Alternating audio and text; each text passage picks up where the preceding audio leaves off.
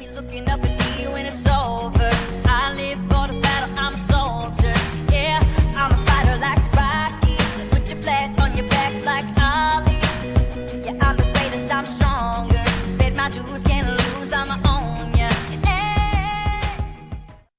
Please welcome Marine Corps veteran, military spouse, and the Director of Communications and Marketing for Modern Military Association of America, Stephen Peters. Good evening, and thank you all for joining us. My name is Stephen Peters. I'm a Marine Corps veteran, spouse of a recently retired Marine, and a proud supporter of President-elect Joe Biden and our soon-to-be First Lady, Dr. Jill Biden.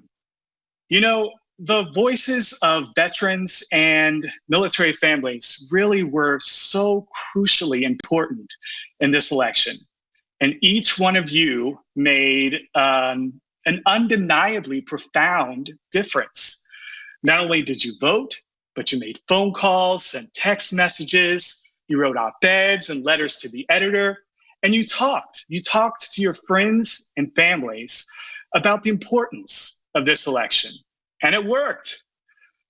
As veterans and military family members, we know how important it is to have a commander-in-chief who truly understands the sacrifices, the unique challenges our service members and families face. Over my many years as a military spouse, I've watched as both President-elect Biden and Dr. Biden have really continuously proven their unwavering commitment to military families.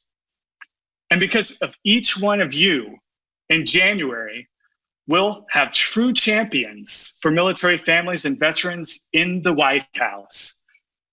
Tonight, we have the tremendous opportunity to hear directly from our next First Lady, Dr. Jill Biden. And to introduce you to Dr. Biden, I'm going to turn it over to Ginger Miller, who I'm sure many of you already know. For those of you who don't know Ginger, she's the daughter of immigrants, and she is a former homeless, service-disabled Navy veteran who became a White House champion of change for women veterans. She's also the president and CEO of Women Veterans Interactive. Ginger, take it away. Thank you so much, Stephen, for that amazing introduction. And like you, I am super excited to be here. I have never been more proud to be a woman who has served and sacrificed for this country. You know, this campaign was amazing. When I was invited to volunteer, I didn't know what I was getting myself into, but I knew I was getting myself into some good trouble with some good people. And it has just been an amazing ride. And to stand here tonight with all of my fellow veterans and military families in victory, like, it's just no better feeling in the world. And for me, it was that serious because I wanted a commander-in-chief that understood the service and sacrifices that we have all put forth for this country. So without further ado, I have the distinct honor and the pleasure and the excitement to introduce our next First Lady, Dr. Jill Biden. Woohoo! Thank you, Ginger. And thank you to Stephen as well. Ginger and Stephen are two of the many examples of how generous and committed everyone on our call has been. And I've seen it again and again from our veterans and military families, caregivers, and survivors. Service isn't just something you do. It's not a tour of duty or a PCS you complete and then leave behind. It's not just a line on your resume. It's a part of who you are, a way of seeing our world and your place in it. It's why so many of our veterans go on to run for office, or why military spouses start nonprofits. It's why you spend so many hours volunteering and giving back to your community.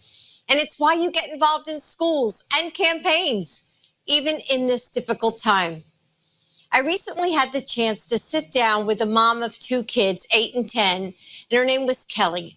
Her husband deployed to Afghanistan last November with what was supposed to be just a few months. but he ended up needing to stay longer. And Kelly was left to navigate the pandemic at home without him. She talked about the day-to-day struggle of being the default partner and how she was fighting to hang on to her career, a career that, like many of you, I'm sure she fought to establish.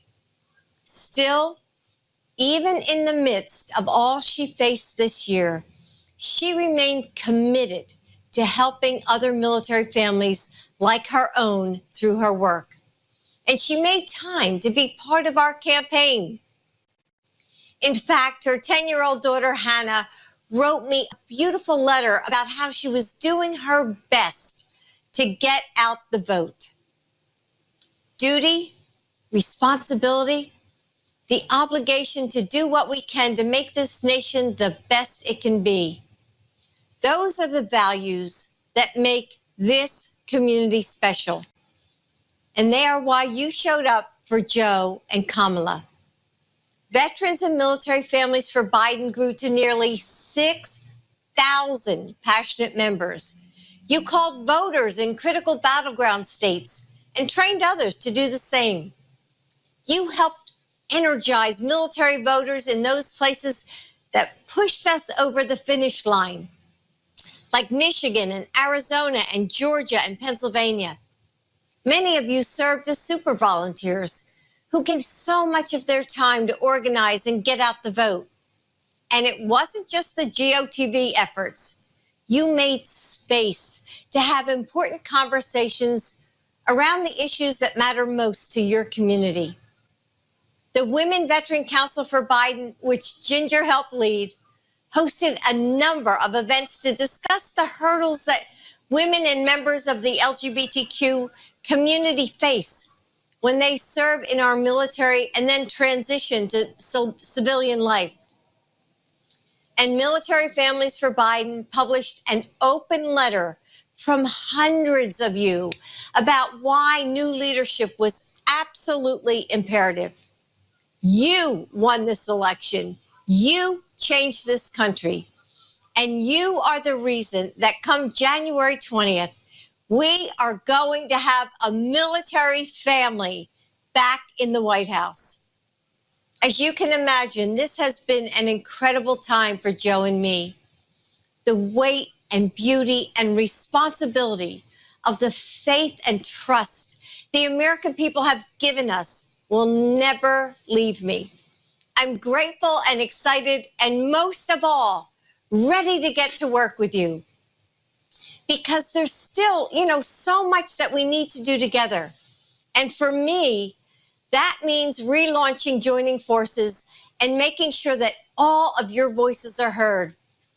A week from today, we will celebrate Thanksgiving. And I know for many of us, it's just not going to feel like the holiday we know and love. Some of you are stationed away from family. Some of your celebrations will become virtual in order to keep your loved ones safe. And some of you will have an empty chair at the table. Joe and I know the weight of that chair well. And our hearts are with every family who is missing someone because they are deployed or struggling with illness, because they were taken by this virus, or because they paid the ultimate price for our nation. Still, in a year of loss, there is so much to be grateful for. And Joe and I are grateful for you. We're grateful for the men and women who keep us safe and for the families who love them.